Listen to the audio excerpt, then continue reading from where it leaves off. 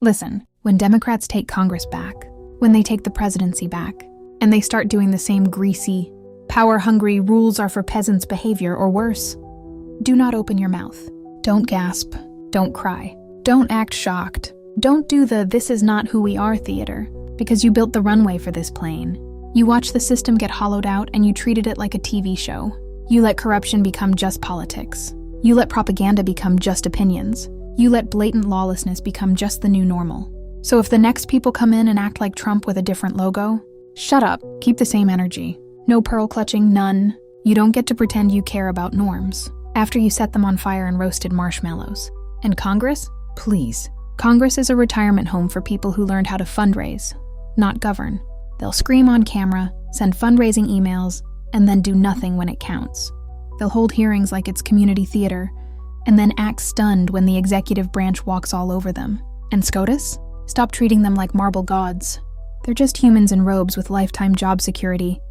And when the country needed guardrails, they handed out vibes and technicalities, spineless when it matters, loud when it's convenient. Now, MAGA, you're sitting there yelling, "This is about Maduro," like you cracked a code. No! That's the toddler-level story they tell you so you stop asking adult questions. Because what just happened, the US military operation in Venezuela and the capture of Nicolas Maduro, is being treated like a mission-accomplished flex, complete with optics and photo-ready narratives.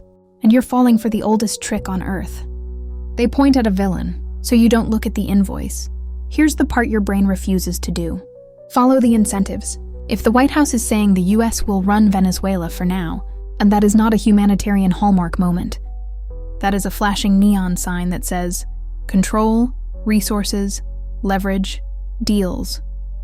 And if you think elites do foreign policy like it's a Marvel movie, good guys versus bad guys, then you're exactly the customer. This system was designed for, because the Venezuela debacle isn't just about Maduro. It's about oil leverage and corporate access dressed up as freedom talk. A shock event big enough to dominate headlines and wipe out domestic outrage. A chaos window where money moves fast and oversight moves slow. That's where oligarchs thrive.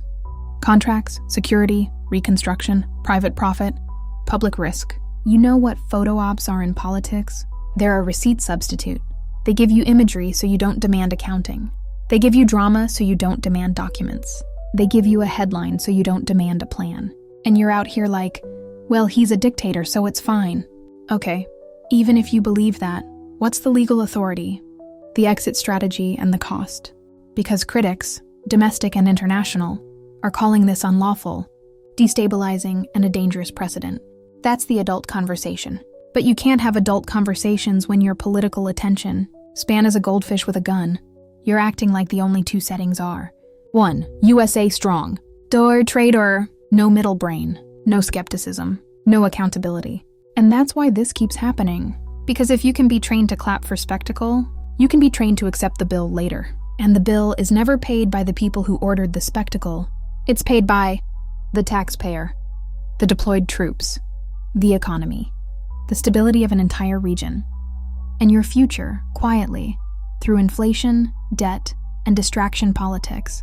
So yes, when the Democrats eventually take power and they use the same tools, the same emergency logic, the same we had to language, the same propaganda tricks, don't pretend you suddenly discovered standards. Because you didn't lose standards. You traded them for entertainment, for tribal dopamine, for the feeling of being right without the burden of being informed. So keep the energy. No pearls. No sanctimony. No, how could this happen? It happened because people tolerated it, as long as it was happening to someone else, somewhere else, for a reason that fit on a bumper sticker. And Venezuela? That's not a bumper sticker. That's a receipt.